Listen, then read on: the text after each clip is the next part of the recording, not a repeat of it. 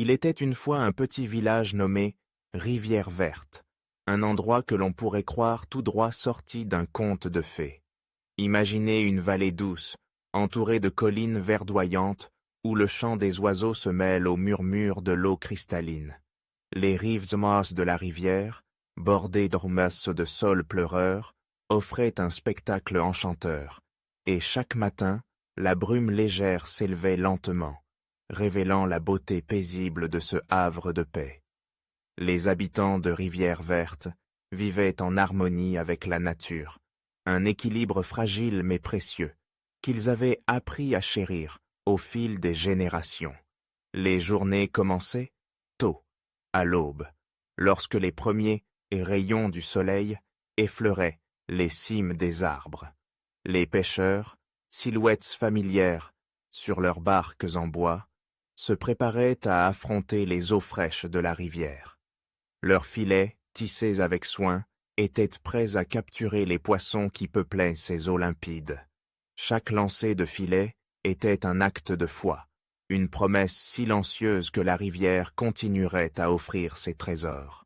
Les rires et les cris des enfants résonnaient sur les rives, impatients de voir les prises du jour, impatients de partager les histoires qui allaient avec.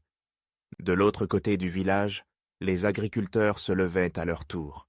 Leurs champs, parsemés de légumes colorés et de blé doré, s'étendaient à perte de vue, une mer de vie nourrie par les eaux de la rivière. La terre, riche et fertile, était le fruit d'un travail acharné, d'un amour inconditionnel pour la nature.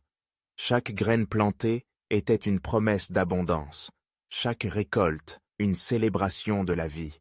Les agriculteurs savaient que leur labeur était une danse délicate avec les éléments, une harmonie entre le ciel et la terre. Le soir venu, après une journée de travail, le village tout entier se rassemblait autour d'un grand feu de camp, les visages illuminés. Visages illuminés par les flammes créaient une atmosphère chaleureuse, un cocon de partage et de convivialité. Les villageois apportaient leurs prises, leurs récoltes, et ensemble, ils préparaient des plats délicieux, mélangeant les saveurs des poissons fraîchement pêchés aux légumes croquants des champs. Les rires fusaient, les histoires anciennes étaient racontées avec passion, et la mélodie des vagues se mêlait à la musique des voix. C'était un tableau de bonheur simple, une communion avec la nature et entre eux. Mais un été, la nature, si généreuse jusqu'alors, se mit à changer. Les jours passèrent, et la sécheresse s'installa lentement, comme une ombre pesante sur le village. La rivière, autrefois si vive, commença à se tarir. Les poissons, de moins en moins nombreux, se faisaient rares, et les agriculteurs observaient avec angoisse leur culture flétrir sous le soleil implacable. L'inquiétude s'insinua dans le cœur des villageois, et les rires qui résonnaient autour du feu de camp laissèrent place à des murmures de désespoir. Face à cette crise, les habitants de Rivière-Verte comprirent qu'ils devaient agir. Ils se réunirent, leurs visages marqués par l'inquiétude, mais aussi par une détermination nouvelle. Ensemble, ils discutèrent, échangèrent des idées, cherchant une solution à leur malheur commun. Les pêcheurs et les agriculteurs, d'ordinaire si concentrés sur leurs propres tâches, réalisèrent que leur destin était lié. Ils décidèrent d'unir leurs forces. Avec une ingéniosité remarquable, ils mirent en place un système d'irrigation qui permettait de redistribuer l'eau de la rivière vers les champs. Les rivières d'eau douce qui serpentaient à travers les terres devenaient des alliées précieuses, nourrissant les cultures, tout en préservant les zones de pêche. Les villageois travaillèrent sans relâche, creusant des canaux, construisant des barrages, chacun apportant sa pierre à l'édifice, chacun jouant un rôle crucial dans cette lutte pour la survie.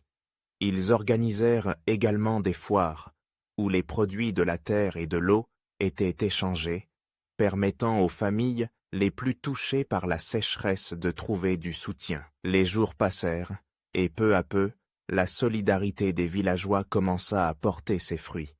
La rivière, bien qu'encore timide, retrouva peu à peu son niveau. Les poissons, attirés par les efforts de chambre des pêcheurs, revinrent dans les eaux rafraîchies. Les champs, irrigués, avec soin, donnèrent des récoltes abondantes, et la vie reprit son cours. Le village, autrefois assombri par la sécheresse, s'épanouit à nouveau, vibrant de couleurs et de joie. Cette épreuve avait tissé des liens indéfectibles entre les habitants de Rivière Verte.